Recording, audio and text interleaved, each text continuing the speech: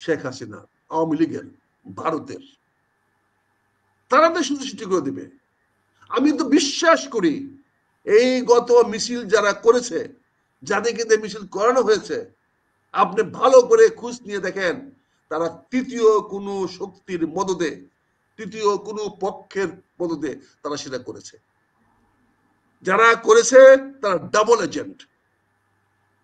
আপনি জানেন অনেক লোক আজকে বাংলাদেশের ডাবল এজেন্ট কাজ করতেছে, প্রচুর লোক ডাবল এজেন্ট কাজ করতেছে। দিনের বেলা করে এক পার্টি, রাতের বেলা করে আরেক পার্টি, এক এক জায়গায় এক একজন চলতেছে। আপনি দেখেন যে যার ধান্দাবাজি করতেছে। সারা বাংলাদেশের ধান্দাবাজির দেশ হয়ে গেছে। আপনি দেখেন সারাদিন অফিসার তদবির করতেছে, কে বদলি নেবে, পোস্টিং নেবে, কে কোথায় করবে, পুলিশের দৌড়াদৌড়ি করতেছে, কে কোথায় নেবে। আজকে 17,000 পুলিশ নেওয়ার কথা, আমার শফিকুল আলম সাহেব ঘোষণা দিলে 17,000 পুলিশকে প্রশিক্ষণ দিয়া ডিসেম্বরের মধ্যে ট্রেন করবে। এখন মাত্র নোটিশ দিছে অনলাইনে অ্যাপ্লিকেশন করতে।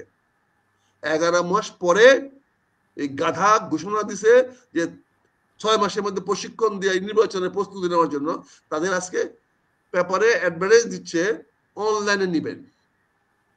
আর ধান্দাবাজি তো শুরু হয়ে গেছে অলরেডি যুগাযুগ শুরু হয়ে গেছে, কার কত চাকরি কত টাকা লাগবে। এগুলো তো আমার কথা না, এগুলো কান পাতেন শোনা যাচ্ছে। আপনি পুলিশ রিক্রুট না করে আপনি কেন বললেন যে ডিসেম্বরের মধ্যে 17,000 পুলিশকে প্রশিক্ষণ করে নির্বাচনের জন্য প্রস্তুত করতে হবে? এই 17,000 পুলিশদের নির্বাচন হবে? এই 17,000 পুলিশের নতুন সিপাহীদের কি নির্বাচন করা হবে? এই যে ধোঁকাবাজ, এই যে ফাঁকিবাজ, দান্দাবাজ, এই ফেরেববাজ, ওর বিরুদ্ধে অ্যাকশন হচ্ছে না কেন? আসিফ নজরুল সাহেব, এই যে কি জানি কি, এই যে ডিটারজেন্ট পাউডারের অ্যাডভার্টাইজ দেন 2 মেয়ে, একটা মেয়ে একটা বলে চিটার, জামা কেন পুরানটা পরে আসলো চিটার, চিটার অ্যাডভার্টাইজ দেন। তো এইগুলো তো আপনি টেলিভিশন দেন, আপনি চিটারকে আপনি কিছু বলেন না কেন? এদেরকে বলেন না কেন? এদের কিছু বললে আমাদের বিপদ আসবে। কাজে আমি মনে করি আজকে যে কথাটা আপনি বললেন যে এখানে ডালমে কুচ কালা হয়, ভারত এবং আওয়ামী লীগের একটি অংশ, বিশাল অংশ রাজনীতিতে ফিরে আসার জন্য ইতিমধ্যে সরকারের মধ্যে অনুপ্রবেশ করে ফেলেছে। ডক্টর ইউনূস সাহেবকে দেখেন গত 6 মাসের কোন একটি ভাষণে ভারতের বিরুদ্ধে একটি কথা বলেছে কিনা? আপনি একটি কথা খুঁজে পাবেন কিনা দেখেন। উনি এখন পর্যন্ত একবার হুমকি দিয়েছেন কিনা যে আমি বেঁচে থাক, আমি মরে যাব কিন্তু শেখ হাসিনা বিচার করে যাব? বলেছে? উনি এখনো বলেন জনগণ যদি নির্বাচন করতে দেয় আওয়ামী লীগকে, তো ওনার কিছু করার নাই। তার মানে আগামী নির্বাচন তো আওয়ামী লীগ ছাড়া হবে না। ভাই সাহেব তো ওই খেলা খেলবেন, আওয়ামী লীগকে সুযোগ করে দিবেন নির্বাচন আসার জন্য। এবার আওয়ামী লীগের নির্বাচন আসার জন্য সুযোগ করে দিবেন টের পাইছেন বলেই আজকে অনেকে দাবি করতেছেন পিআর সিস্টেমে যেন নির্বাচন হয়। এই পিআর কথাটা কেন আসতেছে? প্রপোর্শনাল রিপ্রেজেন্টেটিভ কেন আসতেছে? পিআর রিপ্রেজেন্টেটিভ আসতেছে এই জন্য আওয়ামী লীগকে ঠেকানোর জন্য। কারণ যদি নর্মাল নির্বাচন হয় তাহলে আওয়ামী লীগ এখনো 300 আসনে কমন প্রার্থী দেওয়ার যোগ্যতা রাখে। এখনো 300 আসনে 300 প্রার্থী দেওয়ার মতো যোগ্যতা ভারতে বসে থেকেও রাখে। 300 পার্টির লোকের নাম প্রস্তাবকারী আর সমর্থনকারী লোক আছে, এবং 300 লোক এখনো নিজ নিজ এলাকায় বেঁচে আছে, ঘুরে ফেরে বেড়াচ্ছে, যারা তাদের নাম দিবে। সে দলের বড় নেতা না ছোট নেতা দেখার দরকার নাই, আছে। এখনো প্রতিটা নির্বাচনী এলাকায় 2-4-5 কোটি টাকা খরচ করার মতো প্রার্থী একমাত্র আওয়ামী লীগেরই আছে। কাজে আগামী নির্বাচনটা যদি ডক্টর ইউনূস সাহেব যদি জনগণের উপরে ছেড়ে দেন যে তারা নির্বাচন করবে কি করবে না, তাহলে তো জনগণ নির্বাচিত করেই দেখায় দিবে যে হ্যাঁ এরা নির্বাচন করা ঠিক হয়েছে। কাজেই এই খেলাগুলো তো সেটা গেছে। পিআর দিলে কি হবে?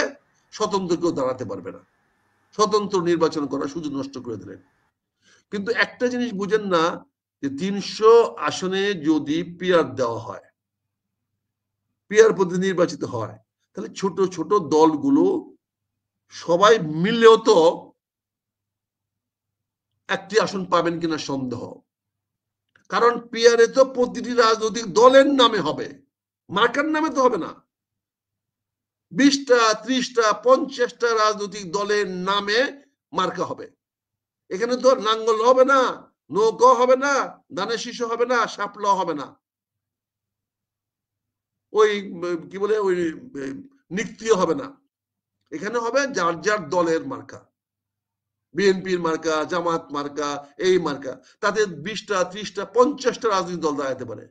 সে 50টা রাজনৈতিক দাঁড়াইলে 4 নম্বর 5 নম্বর পার্টির তো 50টা আসনে প্রার্থী দেওয়ার মতো লোক নাই। সব মিলেই তো দলের লোক নেই অতগুলা, 50টা লোকই তো দলে নাই। বলেন যে প্রার্থী দিবে, থাকলে হয়তো একটা থানার মধ্যে আছে বা একটা উপজেলার মধ্যে আছে, একটা ইউনিয়ন আছে। বলেন, তা আমি কি সারা বাংলাদেশে, আমি তো আমার এলাকাতে 20-30 হাজার 25 হাজার 18 হাজার ভোট পাইছি, আরো পাবো। তা আমি কি বাংলাদেশে কোনো নস্যি, আমার কোনো যে পাত্তা আছে বাংলাদেশে কোনো? আমি যে ক্যান্টনমেন্টে থাকি এখানে আমি 10টা ভোটও পাবো না। কাজেই কিন্তু নেতা তো আমি অনেক বড়, বিশাল নেতা। কাজেই আজকে এই পিআর পদ্ধতিতে আওয়ামী লীগকে ঠেকানোর জন্য এই ইসলামিক রাজনৈতিক দলগুলো বের করছে। আমি পিআর এর পক্ষে, কারণ আমিও চাই আওয়ামী লীগকে ঠেকাও। কারণ যে কোনো নির্বাচন হইলে, সুষ্ঠু অবাধ নিরপেক্ষ নির্বাচন হইলে সবচেয়ে বেশি চান্স আওয়ামী লীগের। আমরা কামড়াকামড়ি করবো, বাড়াবাড়ি করবো, মারামারি করবো, মাঝখান থেকে আওয়ামী লীগের প্রার্থী পিঁপড়ার মতো হেঁটে হেঁটে হেঁটে হেঁটে সব বাড়ি বাড়ি গিয়ে টাকা পয়সা বিলায় দিয়ে, টাকা পয়সা খরচ করে, প্রচার প্রচারণা করে তারা পাশ করে চলে আসবে। কাজে আমি পিআর এর পক্ষে, আমিও তারেক রহমানের সঙ্গে অনুরোধ করবো পিআর নির্বাচন দেন। কিন্তু দুর্ভাগ্য হলো পিআর দিলে যে বিএনপি যদি 100 সিট পাওয়া যায় তখন কি হবে? তখন ওনারা কি করবেন? কারণ বিএনপি তো 300 আসনে দিবে, 300 আসনে 300 জনকে দিয়ে বলবে তোমরা তোমাদের এলাকার থেকে পাশ করে আসো, পাশ করে আসলে তোমাদেরকে আমি নমিনেশন দিব পরে। তখন আমি তো জান দিয়ে লাগবো আমার এলাকাতে। আর যদি কোনো এলাকাতে আমরা কেউ হেরেও যাই, তা আরেক এলাকাতে যে বেশি ভোট পাবে সেটা তো ওখানে যুগ হবে। আমরা যদি কোনো একটা আসনে, 2টা আসনে, 10টা আসনে, 20টা আসনে, 50টা আসনে হেরেও যাই 1000 2000 5000 ভোটে, বড় জন্য সব মিলে 5 লাখ ভোটে হেরে গেলাম। 5 লাখ ভোটে যে হেরে গেলাম, আমার তো বাকি 250 সিটে আরো 50 লাখ বেশি ভোট পাই আমরা জয়লাভ করব। তাহলে এই 5 লাখ তো আমার কোনো সমস্যা হলো না, আমি তো এই 5 লাখ ভোট কভার হয়ে গেল। তার মানে 300 আসনে জিতে যাব। যারা পিআর এর কথা বলেন তারা অত্যন্ত বড় বৈজ্ঞানিক, অত্যন্ত বড় দার্শনিক, অত্যন্ত বড় চিন্তাবিদ, অত্যন্ত দক্ষ অভিজ্ঞ রাজনীতিবিদ। কাজে আমি তাদের সঙ্গে দ্বিমত হওয়ার মতো দুঃসাহস আমার নাই। আমি ওনাদের সঙ্গে একমত। আমি তারেক সাহেবকে অনুরোধ করবো, বিএনপি নেতৃবৃন্দ অনুরোধ করবো, কি দরকার ফ্যাসাদে গিয়া, আপনি এটা মেনে নেন, দিয়ে দেন, দেখবেন খেলাটা কি জমে।